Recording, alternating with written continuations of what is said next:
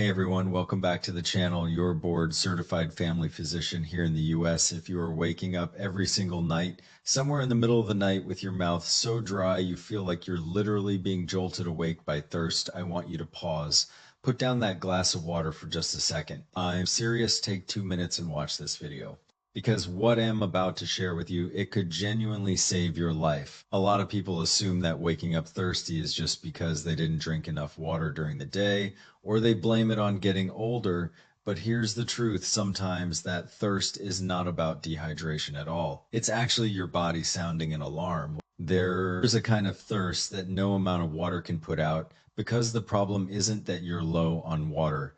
The problem is something deeper. We're talking about diabetes, thyroid conditions, even autoimmune issues and lung problems. I've had so many patients walk into my office who tell me they've been waking up thirsty for months, sometimes over a year, and they just kept a bigger water bottle by the bed. By the time they came to see me, we had missed a window where we could have caught something much earlier. So today, I'm going to walk you through 5 types of dangerous thirst, the kinds you absolutely should not ignore. I'll help you figure out whether this is just normal dryness from your environment, or whether your body is trying to tell you something serious is going on. Let's not wait until it becomes a bigger problem. First, let me explain something really important, the difference between physiological thirst and pathological thirst. Physiological thirst, this is the normal kind. This is what happens after a long day of yard work when you've been sweating more than usual. It's when you forget to drink water while running errands, or maybe you had a dinner that was particularly salty, like you added extra soy sauce or had a frozen pizza that was loaded with sodium. It can also happen simply because your bedroom is dry. You've got the heater on in the winter or the AC running in the summer, and the air just sucks the moisture right out of you, that kind of thirst. You drink some water, and within a reasonable amount of time, you feel better. It's straightforward, it makes sense. Pathological thirst is a completely different animal. This thirst is persistent. It shows up night after night, almost like it has a schedule. You can drink water right before bed, you can keep a glass on your nightstand, and still you wake up with that deep, uncomfortable dryness that feels like it's coming from the inside out, like there's a little fire burning in your chest and throat that water just won't put out. Sometimes it comes with a bitter taste in your mouth or a sticky feeling or even a burning sensation. When that kind of thirst keeps happening, it's no longer just a signal that you're thirsty. It's more like a messenger knocking on your door saying, hey, something in your body, some organ, some system is not working the way it should. You need to go check this out. So let's do that. Let's check it out together. Here are 5 conditions you need to be aware of if you're dealing with nighttime thirst. Number 1, diabetes. When a patient comes to me complaining about nighttime thirst, the very first thing I think about is diabetes. I can't tell you how many times I've seen this pattern. Let me give you a real example. I had a patient, let's call him Mr. Chen, as a 65-year-old retired gentleman who had always been pretty healthy. But over about 6 months, he kept telling me he couldn't sleep through the night because his mouth was so dry he'd have to get up 2, 3, sometimes 4 times just to drink water. At first, he figured it was just part of getting older, things change. He told me, you get older, your body doesn't work the same way, so he didn't think much of it. But then other things started happening. He wasn't dieting, but he lost about 15 pounds without even trying. During the day, he was exhausted, like sit down in the recliner after lunch and just conk out exhausted. His vision started getting blurry when he tried to read the newspaper. Finally, his family convinced him to come in and get checked out. We ran some blood work, and sure enough, his AKI came back at 8.4%. He was diagnosed with type R diabetes. So why does diabetes cause that intense thirst? Let me give you a simple way to picture it. When your blood sugar is too high, your blood becomes thick and syrupy like pancake syrup instead of water. Your body does not like having syrupy blood. So it tries to fix the problem by diluting that syrup. Your kidneys kick into overdrive. They start pulling water from your cells and flushing out as much sugar as they can through your urine. But here's the thing, that water has to come from somewhere. It gets pulled out of your cells, out of your tissues. You can think of high blood sugar like a giant sponge sitting inside your body, just soaking up moisture from everywhere and then dumping it out through your urine. So even though you're drinking water, your body is literally losing water faster than you can replace it. That's why you feel so desperately thirsty, especially at night when your body is trying to rest, but your kidneys are working overtime. Now, if you're dealing with this, you might also notice what we doctors call the three polys polydipsia.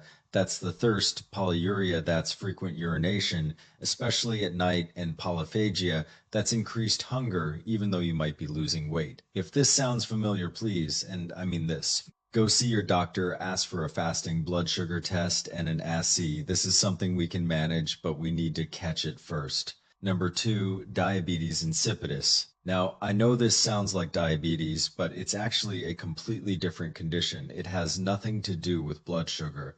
The problem here is with how your body manages water deep in your brain. There's a hormone called ADH, antidiuretic hormone. Think of it as your body's water manager. Its job is to tell your kidneys, hey, we're running low on water right now. Don't send it all out as urine, hold on to some of it, reabsorb it, keep it in the system. In diabetes insipidus, that system breaks down in one of two ways. Either your brain isn't producing enough of that hormone, your water manager is on vacation, or your kidneys just aren't listening to the signal. Either way, the result is the same. Your kidneys flush out water like there's no tomorrow. The faucet is wide open and nothing is telling it to slow down. People with diabetes insipidus experience thirst that is on a completely different level. We're talking about drinking 10, 15, sometimes 20 or more liters of water a day and still feeling like they can't get enough. They're also urinating the same massive volume, which means they're up all night constantly in the bathroom, completely exhausted from lack of sleep. If you or someone you know is drinking water constantly, like carrying a gallon jug everywhere, and still feeling desperately thirsty and urinating huge amounts day and night, this is something you need to get checked out. An endocrinologist or a nephrologist, that's a kidney specialist, can run tests like a water deprivation test or measure your plasma osmolality to figure out what's going on. Number 3, obstructive sleep apnea.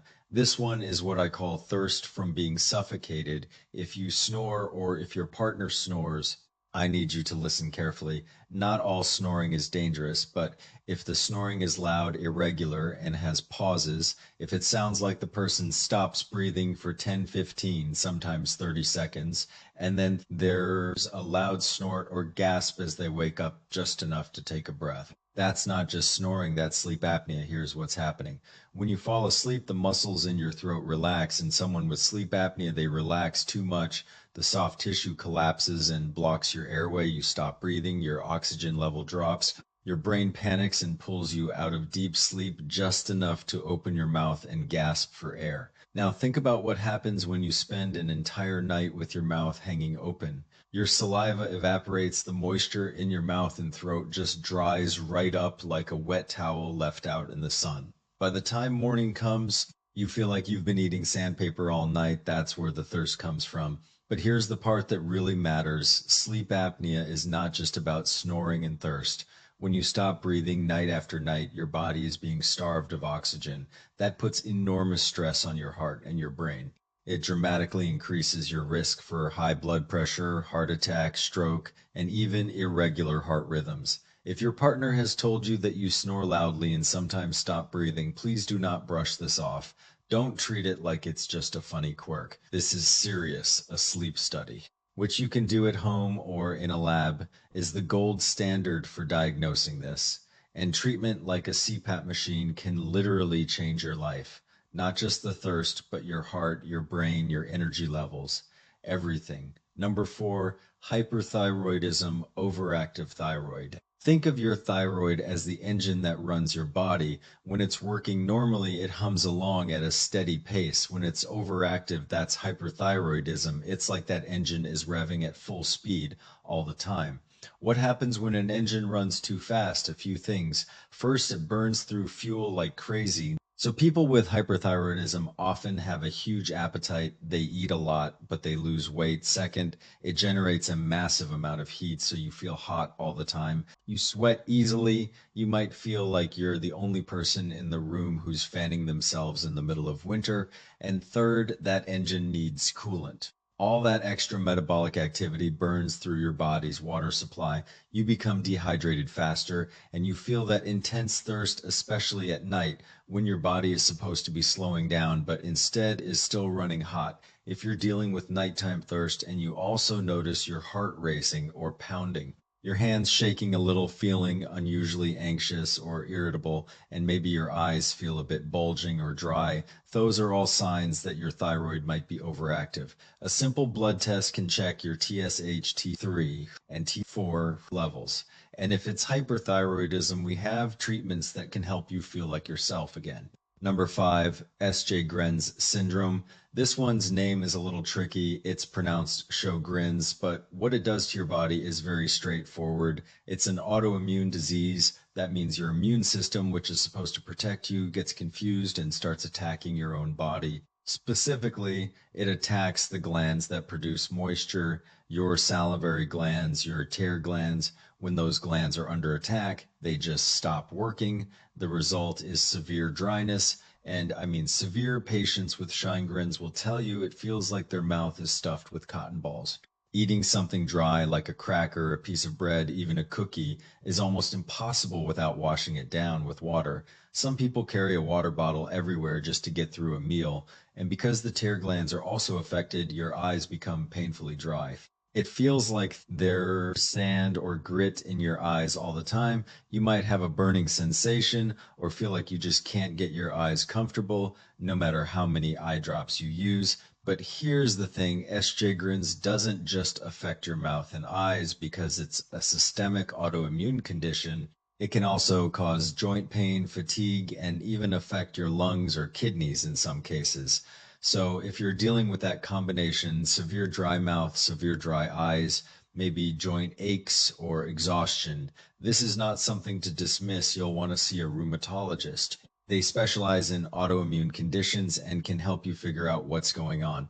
Okay, so we've covered the what could be causing this. Now let's talk about what we can do about it, how to manage that nighttime thirst. I'm going to give you 6 practical, effective strategies. These are things I recommend to my patients all the time.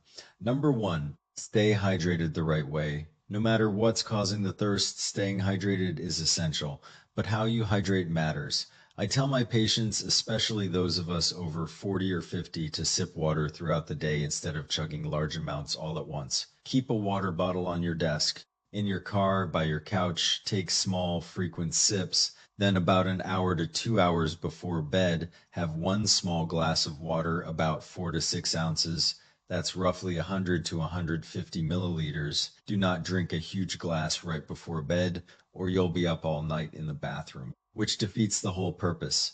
Number 2, fix your sleep environment and position. If your thirst is coming from mouth breathing or dry air, your sleep environment is key. If you use heat in the winter or AC in the summer, put a humidifier in your bedroom. Aim to keep the humidity somewhere between 40 and 60%. That's the sweet spot where most people feel comfortable. Try sleeping on your side instead of your back. Use a pillow that supports your neck and keeps your airway open. Side sleeping can make a real difference in reducing mouth breathing and snoring. Number 3, train yourself to breathe through your nose. This might sound a little funny, but we can actually practice changing our breathing habits during the day. Try doing some belly breathing. Breathe in slowly and deeply through your nose. Really feel your belly expand like a balloon. Then exhale slowly, either through your nose or mouth. Do this for just a few minutes a day. Over time, it helps make nasal breathing more automatic, so you're less likely to fall asleep with your mouth open. Number 4, treat the root cause. This is the most important one. Everything I've mentioned so far, the humidifier, the side sleeping, the hydration, those help with symptoms. But if you have an underlying condition like diabetes, sleep apnea, hyperthyroidism, or Sjögren's, you need to treat that condition. That means working with your doctor. If it's diabetes, get your blood sugar under control. If it's sleep apnea, get a sleep study and use a CPAP if you need one. If it's hyperthyroidism, get on the right medication. If it's Sjögren's, see a rheumatologist for proper management. You can't fix the thirst without fixing what's causing it. Number 5, practice good sleep hygiene and oral care. Keep a consistent sleep schedule. Your body loves routine. Avoid caffeine and heavy meals close to bedtime, and take care of your mouth. Brush your teeth twice a day, floss, and consider using an alcohol-free mouthwash. Alcohol-based mouthwashes can actually dry out your mouth more, so switching to a gentle, moisturizing one can help. Number 6, support your body with hydrating foods. From a dietary perspective, there are gentle, supportive things you can do. Many people find that adding hydrating foods makes a difference. Think about foods like pears or a simple soup made with white fungus and lily bulb. You can also steep things like goji berries and chrysanthemum flowers in hot water for a soothing tea, or use ingredients like mei men dong and shihu. These are traditional ways to help support your body's moisture balance. It's not a cure, but it can be a comforting addition to your routine. Let's wrap this up with a quick summary so you don't forget the key points. First, the 5 conditions to watch for. Diabetes, high blood sugar makes your blood thick like syrup. Your kidneys pull water from your cells to flush it out. Diabetes insipidus, your body's water faucet won't shut off. You drink huge amounts and urinate huge amounts. Sleep apnea, you stop breathing at night, your mouth hangs open, and all that moisture evaporates. Hyperthyroidism, your body's engine runs too fast, burns through water, and leaves you dehydrated. Sjögren syndrome, your immune system attacks your moisture-producing glands. Second, the 6 strategies to help manage nighttime thirst. Sip water throughout the day and have a small glass about an hour or 2 before bed. Use a humidifier in your bedroom and try sleeping on your side. Practice belly breathing during the day to build a habit of nasal breathing. Treat the underlying condition, that's the real fix. Keep good sleep habits and take care of your oral health. Incorporate hydrating, soothing foods and drinks into your routine. Third, 4 important reminders, don't dismiss it. This is not just aging, it's a signal your body is sending you. Pay attention to other symptoms. Are you losing weight, snoring, feeling your heart race? Those clues matter. See the right specialist. Don't reach for random supplements or unproven remedies. Go to your primary care doctor, an endocrinologist, a pulmonologist, or a rheumatologist, depending on what other symptoms you have. Get your annual checkup. A yearly physical with a simple blood sugar and thyroid test is one of the best investments you can make in your health. Don't skip it. Your body is always communicating with you. Waking up thirsty night after night isn't random. It's a message, and listening to that message, taking it seriously, is one of the most important things you can do for yourself. If you found this video helpful, please give it a thumbs up, subscribe to the channel so you don't miss future videos, and share this with a friend or family member who might need to hear it, especially someone who snores loudly or has been complaining about thirst for a while. You might be helping them catch something early if you're dealing with any health concerns. Please schedule a visit with your primary care doctor. I'm here to help you understand the science, not replace professional medical advice. Thanks for watching. I'll see you in the next video.